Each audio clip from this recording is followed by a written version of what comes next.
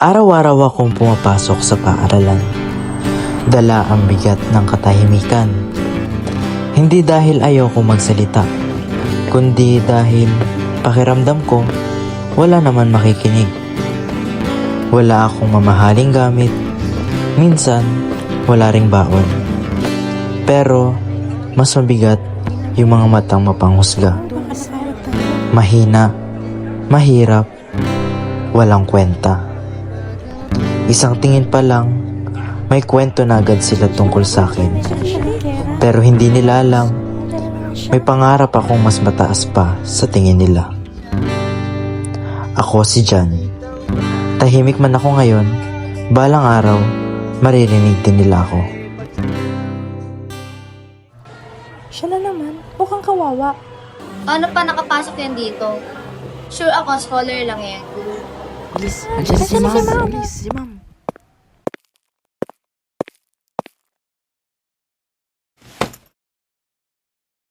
Good morning, class! Good morning, Ma'am. Sa mundong puno ng paghusga, may mga taong handang makinig. Siya, si Ma'am Yen. Isa siya sa mga yon. Hindi lang siya guro. Siya'y guro na may malasakit, na may respeto.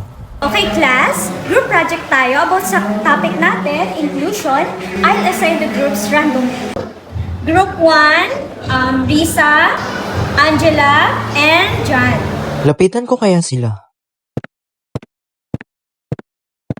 Patay tayo dyan. Siya pa talaga kasama natin? Hay, bahala na yan. Bigyan na lang natin ng madaling gawain. Ayaw talaga nila sa akin. Pero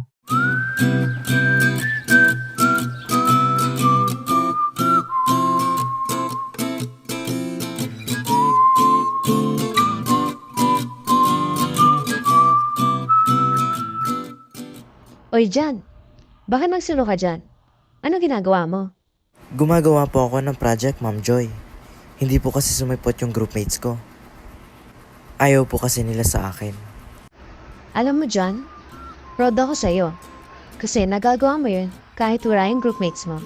Kaya, kaya mo yan. Ang project report na ito ay tungkol sa Lawrence Diversity Wheel. Kung paano tayo magkakaiba sa maraming aspeto. Pero, ang pinaka nakaapekto sa akin ay ang family status at class. Oo, lumaki ako sa simpleng pamilya. At doon, naranasan ko ang mga panghusga dahil sa kakulangan, hindi dahil sa pagkatao ko.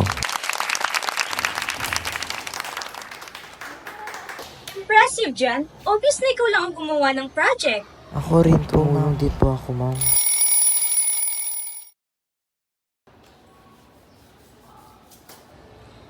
Jan, may gusto ko lang mag-sorry Para saan? for judging you. Di ko alam na ganun na pala kadali. I was wrong. Okay lang. Basta next time, try mong kilalanin mo bago husgahan.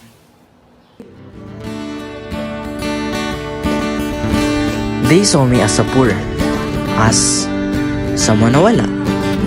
Pero hindi nila nakita yung sipag, pangarap, at determination ko. Oo, mahirap kami. Pero mayaman naman ako sa pangarap.